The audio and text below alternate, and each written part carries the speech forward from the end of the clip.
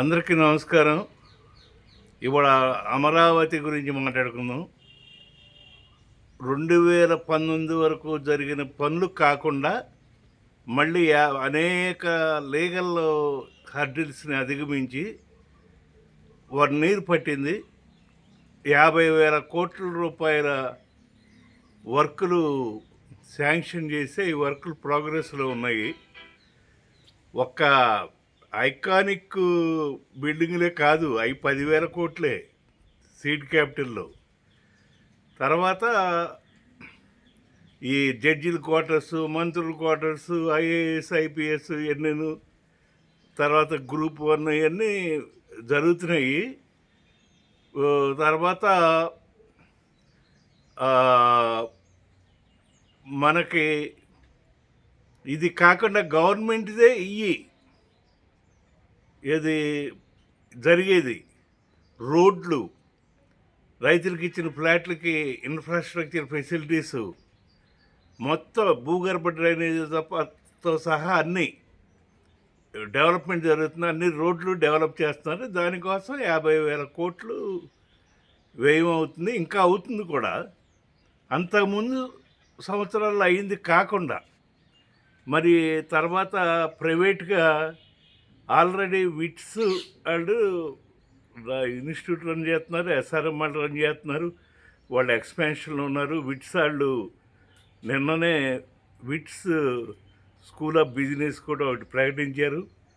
తర్వాత బిట్స్ పినాలి వాళ్ళు కూడా వర్క్ చేస్తున్నారు. తర్వాత ఎగ్జెల్లర్ జేవియర్ ఇన్స్టిట్యూట్ ఆఫ్ మేనేజ్మెంట్ వాళ్ళు కూడా రంగంలో దిగుతారు.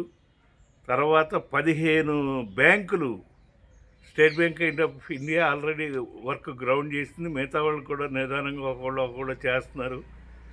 తర్వాత 17 స్టార్ హోటల్స్ 3 దగ్గర నుంచి 5 వరకు కొన్ని ఆల్రెడీ వర్క్ మొదలుపెట్టారు. మరి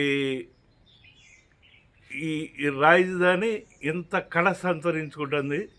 రేపు ఆగస్టు 15 అక్కడ స్వాతంత్ర దినోత్సవ వేడుకలు జరపాలని గవర్నమెంట్ నిర్ణయించుకున్నారు. అప్పటికి కొంత ఇంకా బాగా ఉంటాయి ఐకానిక్ బిల్డింగ్స్, కానీ మిగతాయి కూడాను.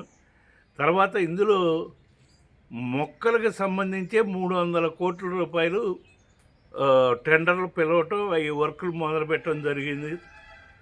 దీంతో మనకి సంక్రాంతి పండుగ వచ్చేటప్పటికి ఒక రూపుకి వస్తుంది, అంటే పూర్తవుతుందని కాదు, ఒక రూపుకి వస్తుంది. తర్వాత క్వాంటమ్ వ్యాలీ సూపర్ కంప్యూటర్ అప్పటికి ఇక్కడ ఇన్స్టాల్ చేయడం కూడా అయిపోతుంది. తర్వాత అనేక సైన్స్ సిటీలో అది ఇందాక చెప్పినవన్నీ నాలెడ్జ్ సిటీలో వస్తాయి. తర్వాత అనేక 9 రకాల సిటీస్, ఇవన్నీ నిదానంగా వస్తాయి. 2035 ఆ టైంకి చాలా వరకు ఇప్పుడున్న ప్లాట్లు పూర్తి అయిపోతాయి. ఇక రైతులకు కూడా 2 ఏళ్ళలో కంప్లీట్ అయిపోయి వాళ్ళు ఏదైనా చేసుకుంటారు. రైతులు కూడా ఎక్కడో ఒక చోట అపార్ట్మెంట్స్ అవి నిర్మిస్తున్నారంట. సో ఇన్ని జరుగుతున్నాయి. దాదాపుగా 26,000 మంది గవర్నమెంట్ వర్క్సే చేస్తున్నారు. 50,000 కోట్లు. అది కాకుండా మరి ప్రైవేట్ ఇన్స్టిట్యూట్ వాళ్ళు ఎంతమంది కార్మికులను పెట్టారో ఏదో తెలియదు. బై డిసెంబర్ కనీసం 1,00,000 మంది కార్మికులు ఒక అమరావతి సిటీలోనే ప్రైవేట్ కానీ పబ్లిక్ ఇన్స్టిట్యూట్స్ కానీ వర్క్ చేస్తూ ఉంటారు.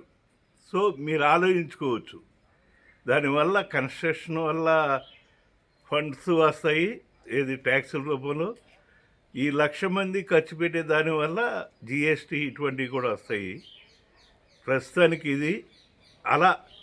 దీనికి రైతులు, పోలీసులు సమన్వయంగా 24 గంటలు విజిలెన్స్ ఒకటి పెట్టుకోమని నాకు తోచిన సలహా.